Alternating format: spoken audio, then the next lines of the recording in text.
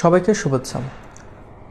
মৌল, মোল এবং মোলার এই তিনটি টার্ম রসায়নের অত্যন্ত গুরুত্বপূর্ণ এবং কনফিউশন সৃষ্টিকারী। আজকের এই ভিডিওর মাধ্যমে আমি চেষ্টা করব এই তিনটি টার্ম নিয়ে সকল কনফিউশন দূর করে দেওয়ার জন্য।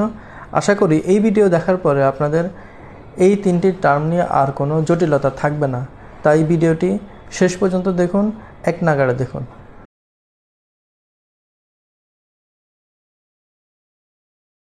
প্রথমে আলোচনা করব মৌল নিয়ে।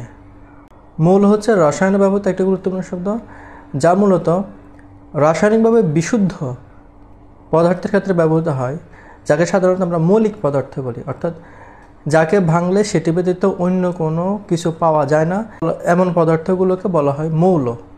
যেমন হাইড্রোজেন একটা মৌল, সোডিয়াম একটা মৌল, ক্লোরিন একটা মৌল।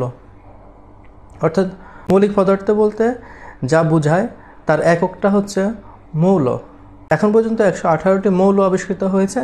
পর্যায় সারণীতে এগুলো পর্যায়ক্রমে যা দেখানো হয়েছে সেই সবগুলো হচ্ছে মৌল। এরপর যে টার্মটা আসে সেটা হচ্ছে মোল।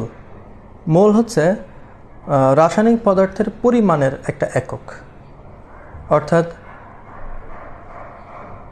মৌলের বা পরমাণুর পারমাণবিক ভরকে যদি আমরা গ্রামে প্রকাশ করি তাহলে যে পরিমাণ পাওয়া যায়, এবং যৌগের ক্ষেত্রে যৌগের আণবিক ভরকে গ্রামে প্রকাশ করলে যে পরিমাণ পাওয়া যায় সেই পরিমাণটা হচ্ছে এক মোল পরিমাণ। যেমন হাইড্রোজেনের পারমাণবিক ভর হচ্ছে 1। যদি আমরা 1 গ্রাম হাইড্রোজেন নিয়ে থাকি তাহলে তাকে বলা হয় 1 মোল হাইড্রোজেন পরিমাণ। আবার যেমন পানির আণবিক ভর হচ্ছে 18। তো 18কে যদি আমরা গ্রাম 18 গ্রাম পানি মিলে যে পরিমাণ পাওয়া যায় সেটা হচ্ছে 1 মোল পানি। আবার অন্যদিকে অ্যাভোগাড্রো সংখ্যার সমান সংখ্যক অণু বা পরমাণু নিলে যে পরিমাণ পাওয়া যায় সেই পরিমাণটাকে বলা হয় 1 মোল পরিমাণ। এটা হচ্ছে 6.023 10⁻23। কোনো মৌল বা যৌগের ক্ষেত্রে যদি আমরা 6.023 10⁻23 এতটি অণু বা পরমাণু নিয়ে থাকি তাহলে সেটি হবে 1 মোল পরিমাণ।